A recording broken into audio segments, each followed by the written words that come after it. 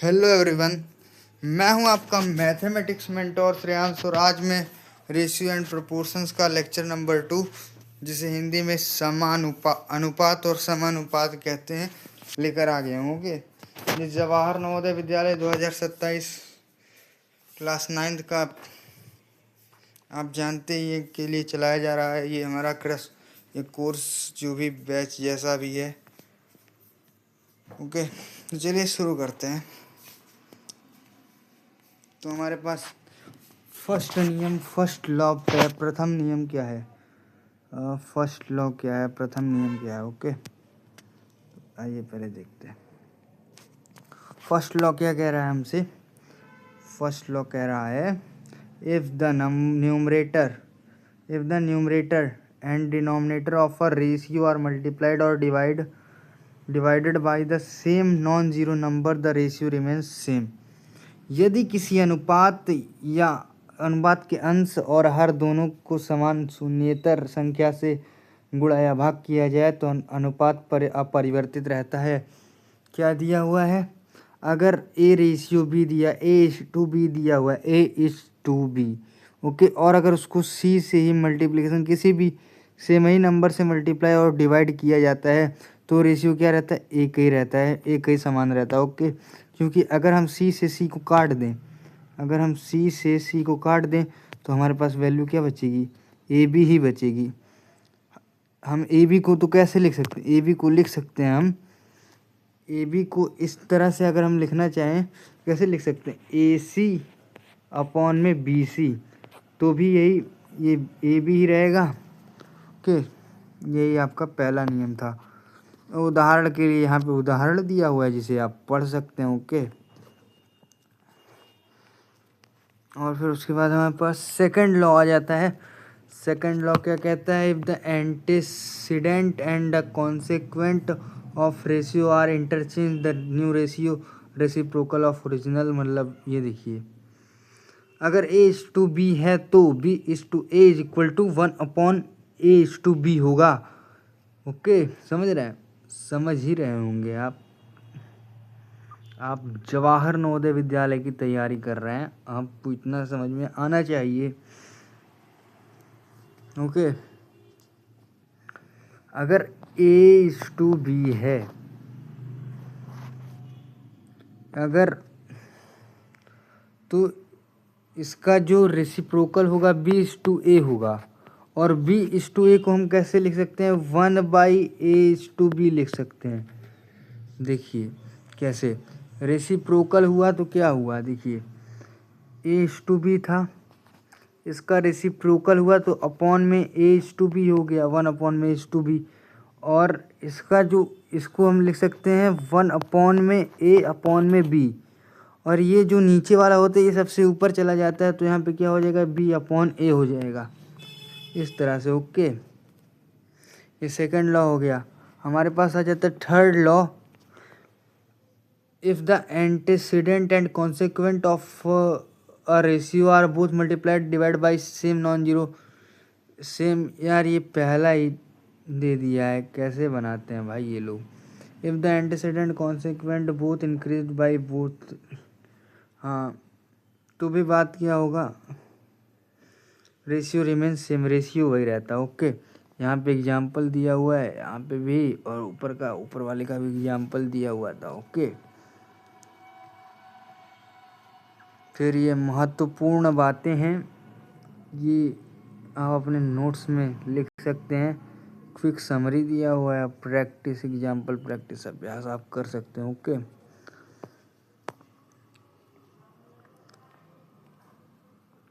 Law of proportion दिया हुआ है, laws of proportion. First law of the proportion extremes equal means, यार ये शायद पहले लेक्चर में हो चुका है यार, लेकिन अब PPT बनाने वाले भाई, तो A/B प्रपोर्शन टू C/D, तो यही होता है। सेकंड लॉ भी यार मैं पढ़ा चुका हूँ भाई, ये बार बार वही चीज़ पढ़वा रहे हैं ये लोग।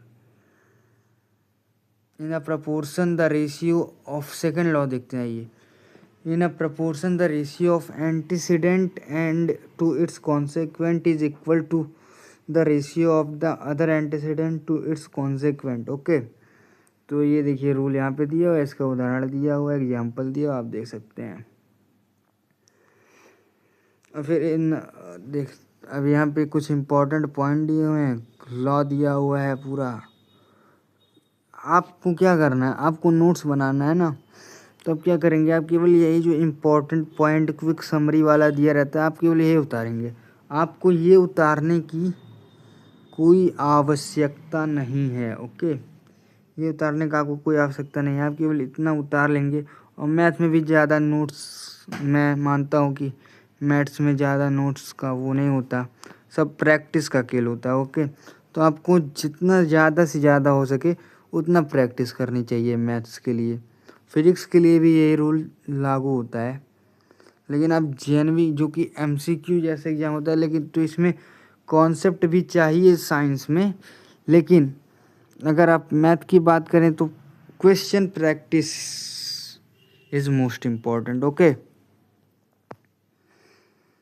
यहाँ फार्मूलाज ऑफ रेशियो दिया हुआ है ये भाई, formulas of ratio NCERT short notes. Okay, तो formula writing ratio is to be, यार क्या बता रहा भाई ये बच्चों वाला, formula of simplest ratio, if the ratio is A:B and HCF of A and B is H, then the simplest form of ratio। इसको भाई देखो क्या था, मान लो कोई नंबर A है, B है, और इसमें दोनों में जो कॉमन है उसको हटा देते हैं भाई, तो वही रेशियो होता है सिंपलेस्ट फॉर्म। तो ये तो हम पढ़ ही चुके हैं यार। और फिर formula of equivalent ratio, equivalent ratio का फॉर्मूला दिया हुआ है। ओके, और फिर कंपेयरिंग क्वांटिटीज, दोनों पर तुलना का सूत्र क्या करते हैं आपस में, मीन्स एंड एक्सट्रीम्स का क्या करते हैं, मल्टीप्लिकेशन कर देते हैं। ओके, फिर फार्मूला ऑफ रेशियो टू 1 एक के रूप में देखिए लिखने का। फिर if the ratio is to be then the ratio to 1 A/B is to 1। हाँ, ये बताता है, ये देखिए A:B दिया हुआ है आपके पास, A/B की वैल्यू जो होगी वो 1 हो जाती है। ठीक है, यही यहाँ पे कहा कहने का। हाँ, ओके, यहाँ पर लिख सकते हैं formula of part to whole ratio, फिर formula whole to part ratio, ये भी पिछले वीडियो में हो चुका है।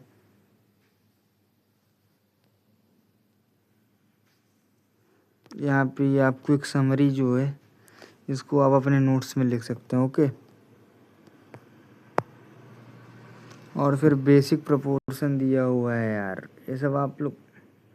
Finding fourth proportional, if 3 quantities are in proportion the fourth proportional D is given by. D को कैसे निकाल सकते हैं, यहाँ पे ये फॉर्मूला दिया हुआ है। ओके, फॉर्मूला का कोई वो नहीं है यहाँ पे, आपको इसको याद ही करना पड़ेगा। ओके, अब देखिए मैंने क्या कहा था, मीन्स एंड एक्सट्रीम्स का क्या होता है, मल्टीप्लिकेशन होता है। मीन्स एंड एक्सट्रीम्स का मल्टीप्लिकेशन करना होता है, ज़्यादा और कुछ नहीं करना होता है। ये क्या दिया हुआ है, A:B, चलिए रुक जाइए, मान लो आपको दिए हुए हैं क्या, X:Y